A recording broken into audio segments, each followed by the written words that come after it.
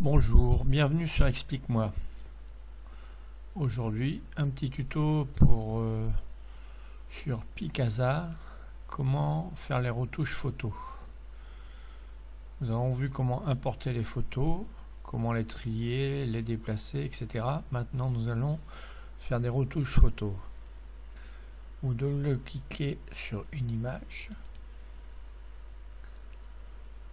Vous pouvez accéder à plusieurs retouches sur cette photo.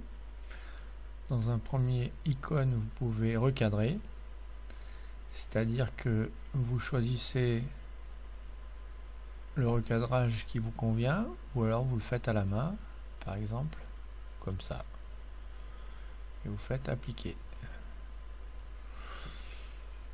Vous pouvez également redresser vos photos. On voit que là le toit n'est pas tout à fait droit, on va essayer de le rendre droit. Avec le curseur, vous déplacez pour que le toit soit plat et vous appliquez.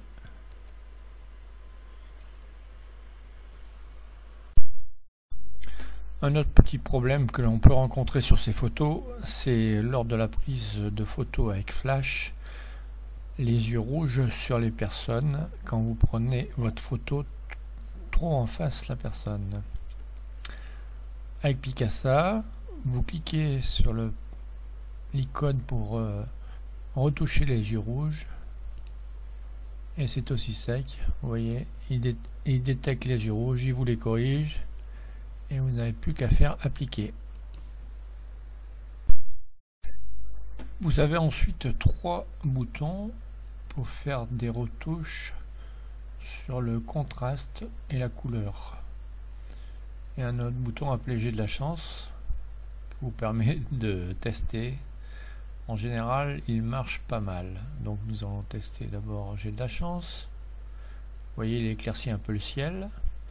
De toute façon, c'est des boutons qui sont à usage unique, on va dire, mais que vous pouvez annuler à tout moment. Donc j'annule J'ai de la chance. Le contraste auto, on va essayer. Vous voyez, ça fait ressortir un peu plus la photo en jouant sur le contraste. Et la couleur, le ciel a changé un petit peu.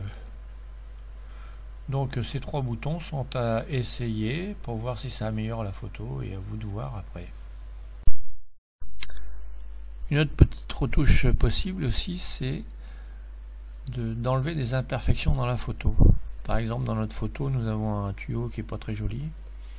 Donc là, c'est une grosse retouche pour Picasa. Nous allons tenter de le faire disparaître. Donc vous cliquez, vous pouvez déjà gérer la taille de la correction. Vous cliquez sur ce que vous voulez faire disparaître. Et ensuite, vous allez sur une autre partie pour mettre ce qui va remplacer votre tuyau, dans l'occurrence. Et vous continuez comme ça.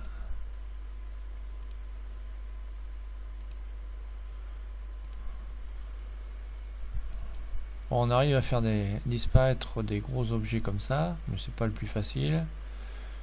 Ça se voit peut-être un peu à la fin. Il faudra changer la taille pour arriver à faire quelque chose de pas trop d'assez irrégulier pour que ça passe. Mais je pense que cette option est surtout faite pour enlever les défauts lorsque votre objectif est sale et qu'il vous reste des petites pétouilles dans le ciel ou des trucs comme ça. Ensuite, vous avez un icône texte. Celui-ci vous permet de rajouter du texte sur votre image que vous allez taper. Le cadre ne sert qu'à positionner votre texte sur l'image. Il disparaîtra ensuite. Vous pouvez changer le type de la police. Vous pouvez changer la taille. Vous pouvez donner du style, le gras, de l'italique, du souligné, etc. Vous pouvez changer la couleur.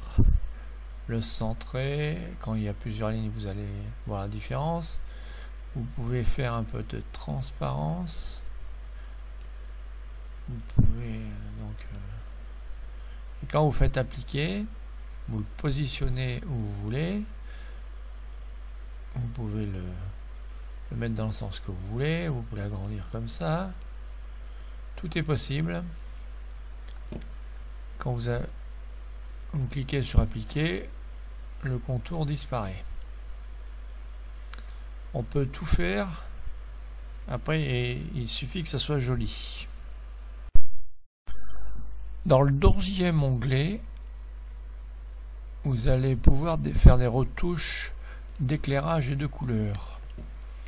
Alors, l'éclairage d'appoint vous permet d'éclairer la photo comme il vous plaît.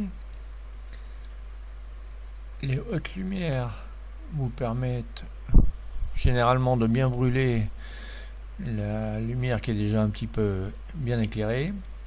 Et les ombres vous permettent de bien assombrir les parties foncées. Et la température de couleur vous permet de rajouter des tons bleutés ou orange.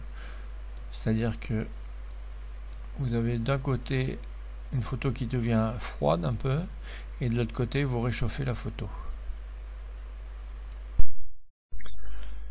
Vous avez fait vos modifications sur votre photo. Vous voulez la passer à Tati Marcel. Donc vous vous dites je vais aller la rechercher sur le disque.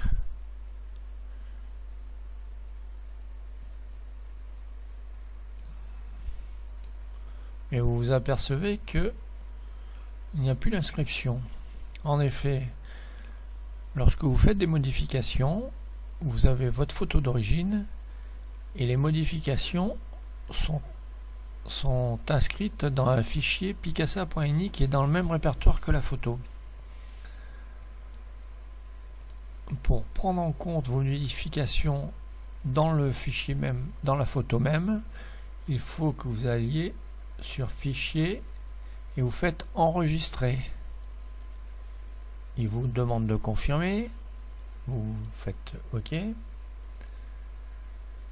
Il a enregistré la photo. Si vous faites clic droit, vous n'avez plus recherché sur le disque, mais vous avez localisé le fichier sur le disque, c'est-à-dire le fichier modifié que l'on ouvre. Là, vous avez bien l'inscription Châteaubriand, le château de Châteaubriand.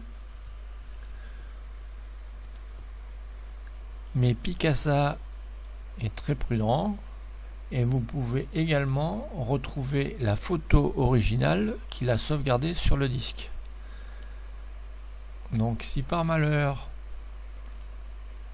vous avez fait une grosse erreur, vous pouvez toujours récupérer parce que Picasa a sauvegardé le fichier original avant d'enregistrer le fichier avec vos modifications. Donc rien n'est perdu sur Picasa. À bientôt sur Explique-moi.